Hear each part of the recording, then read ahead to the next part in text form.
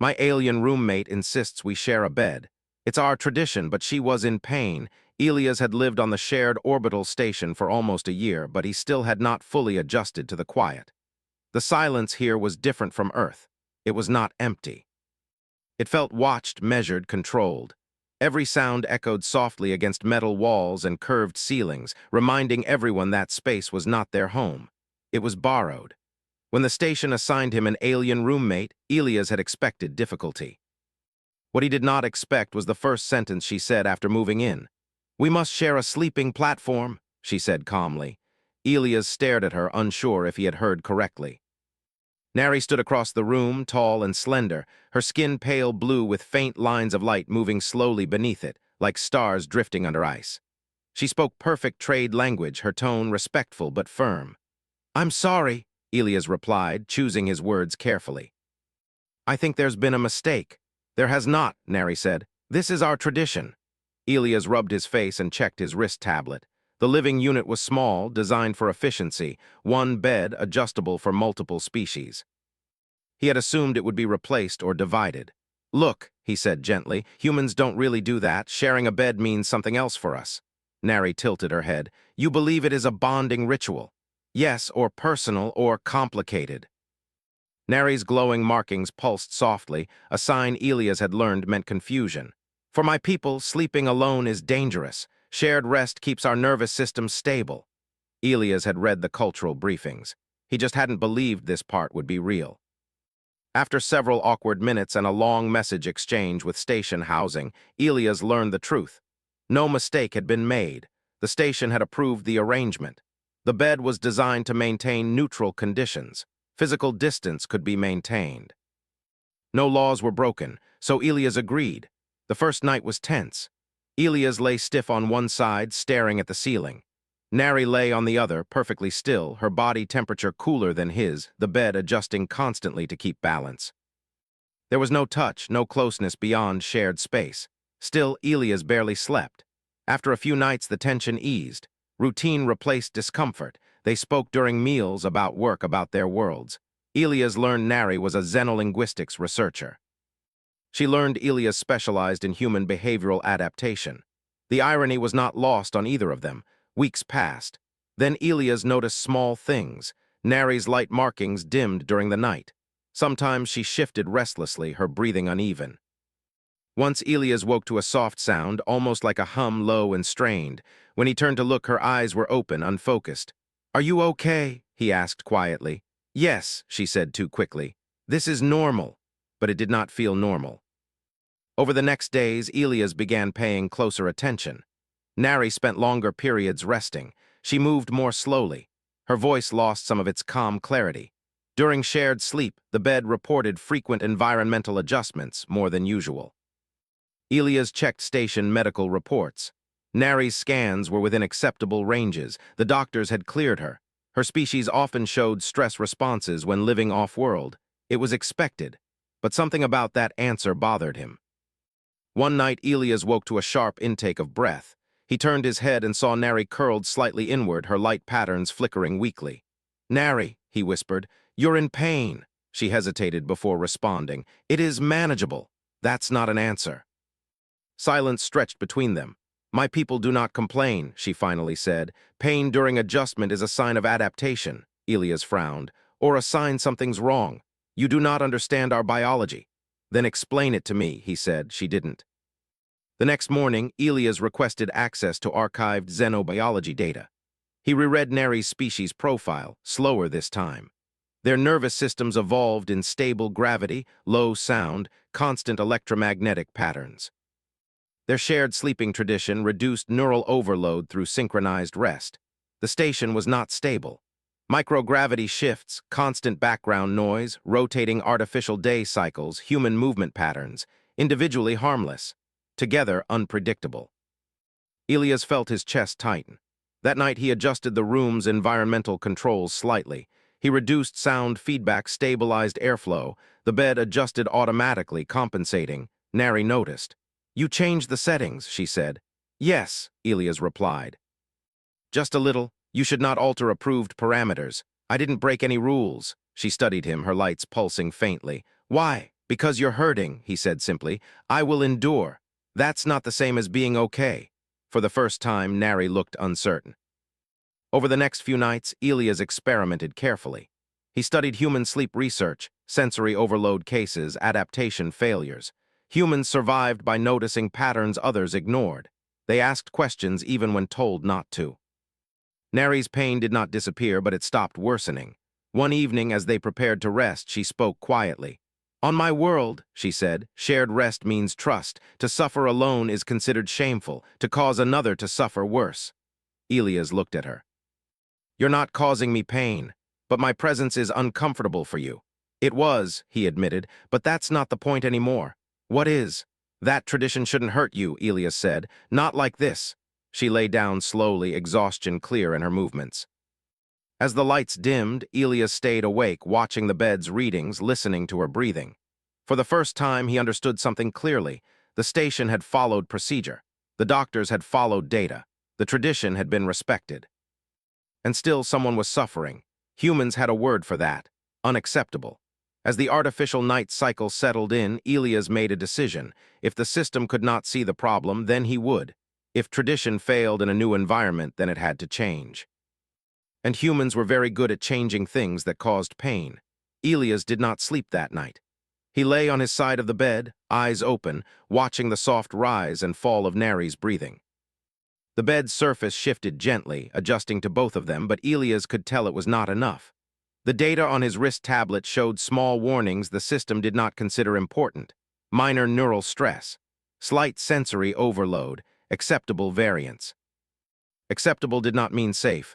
When the morning cycle lights slowly brightened, Elias was already sitting up. Neri stirred, her light markings weak but steady.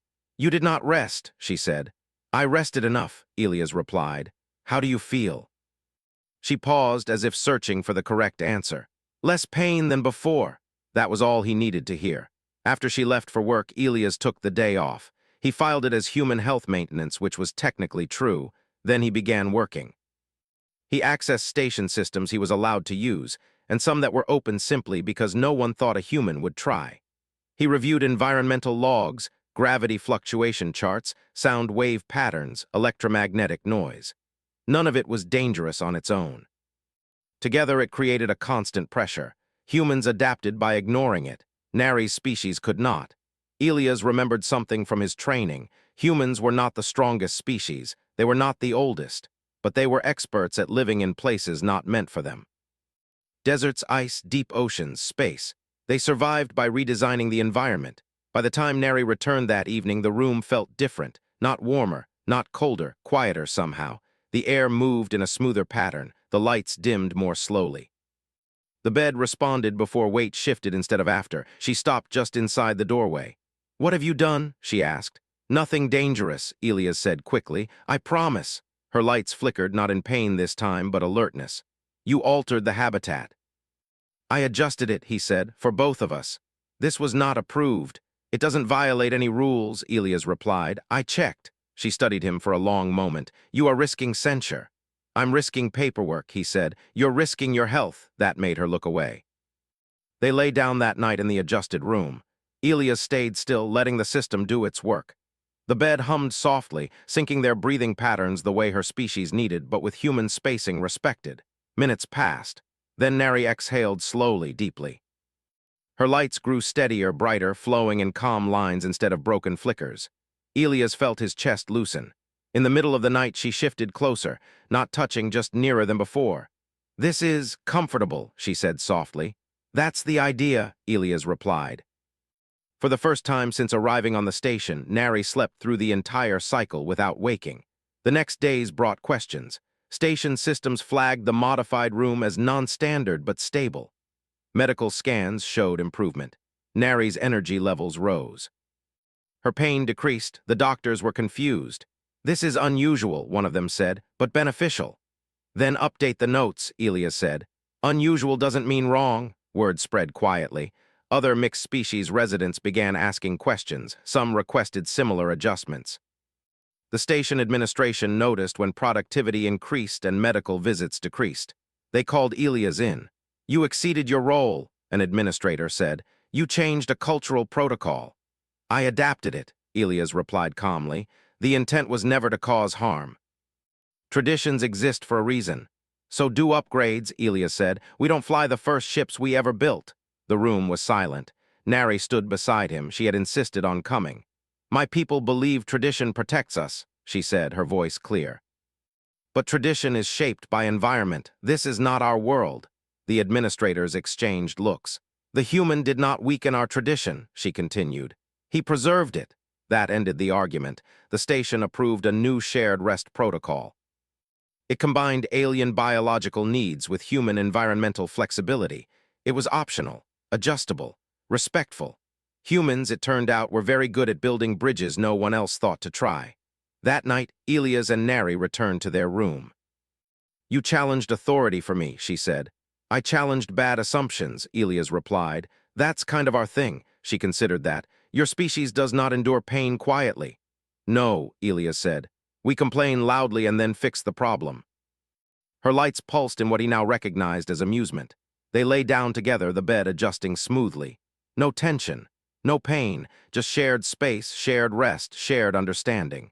For the first time, the tradition worked the way it was meant to. As the station rotated silently through the stars, Elias realized something else. Humanity's greatest strength was not force or pride or fearlessness. It was the simple refusal to accept that suffering was normal just because it was familiar. And sometimes that was enough to change everything. The station changed slowly, but the change was real. Elias noticed it first in small ways. People walked with less tension. The medical wing was quieter. Mixed-species crews stayed on shifts longer without requesting reassignment. None of this made headlines. It simply made life better. Nari noticed it too. She no longer woke with pain. Her movements were smooth again, her voice steady. The light beneath her skin flowed in calm, even patterns. When she rested now, her body did not fight the environment. It accepted it. One night, as the station lights dimmed, she remained awake longer than usual. You are thinking, Elias said quietly. Yes, she replied.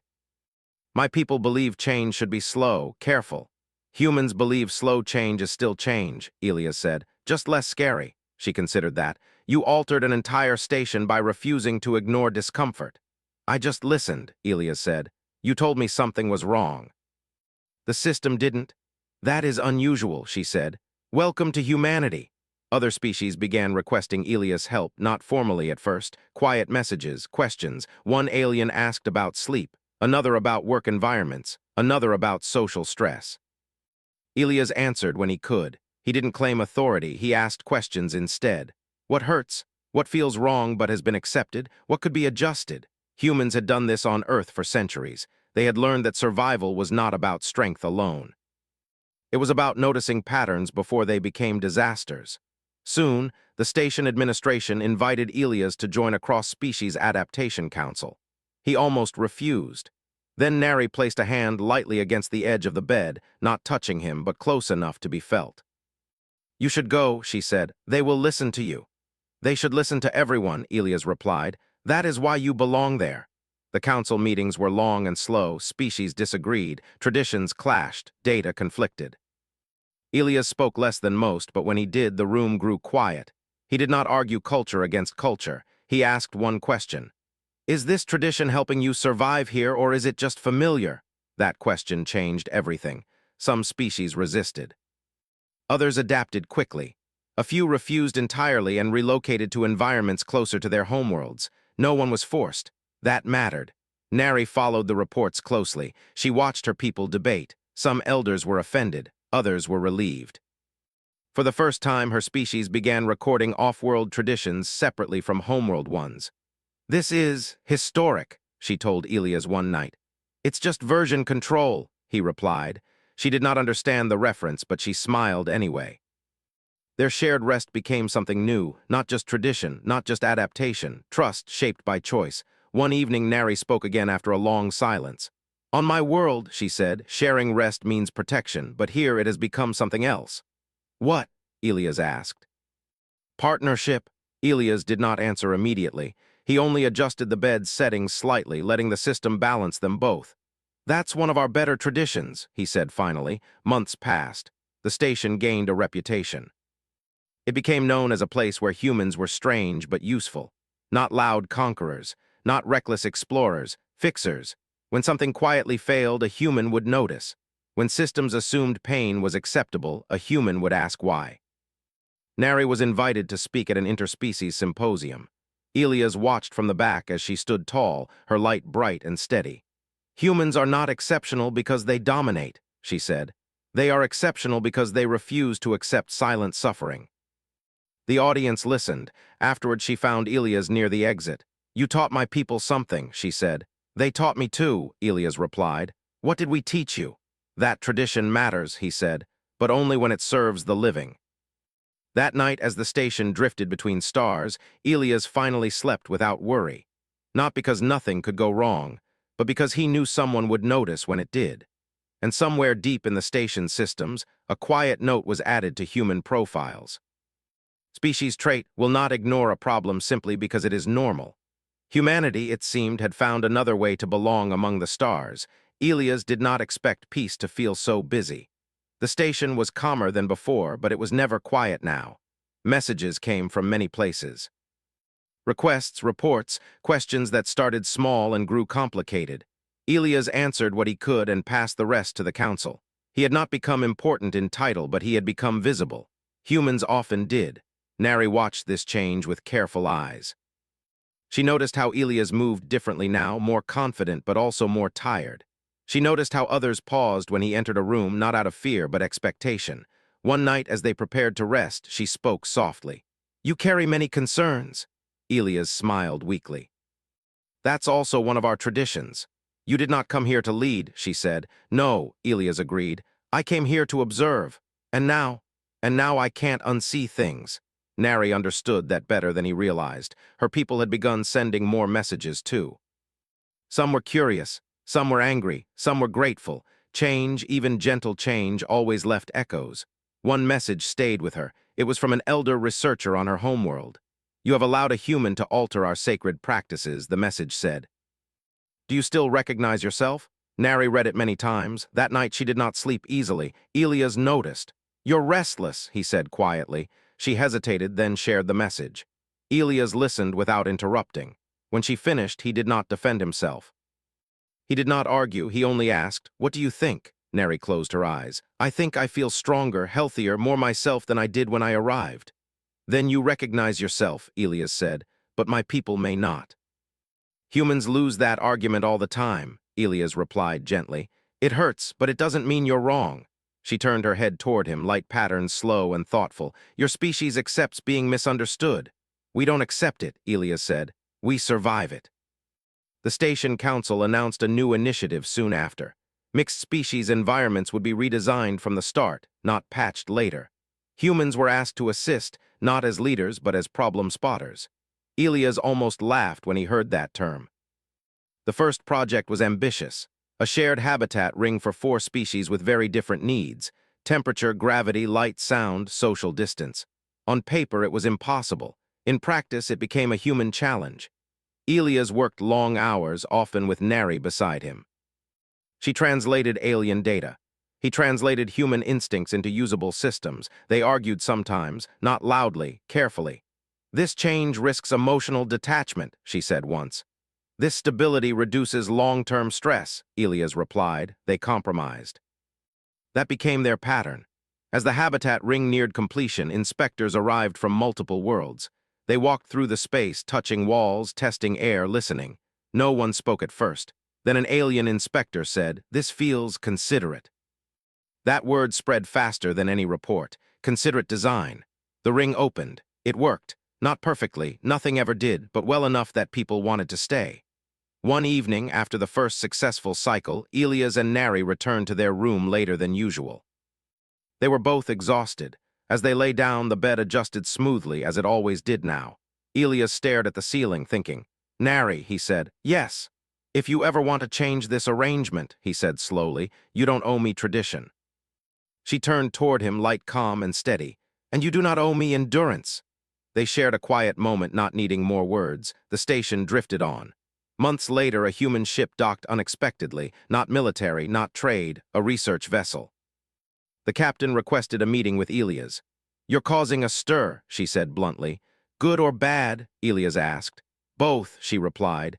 Some species think humans are interfering, others are asking for more of us. Elias sighed. We're not trying to run things. I know, the captain said. That's why they trust you.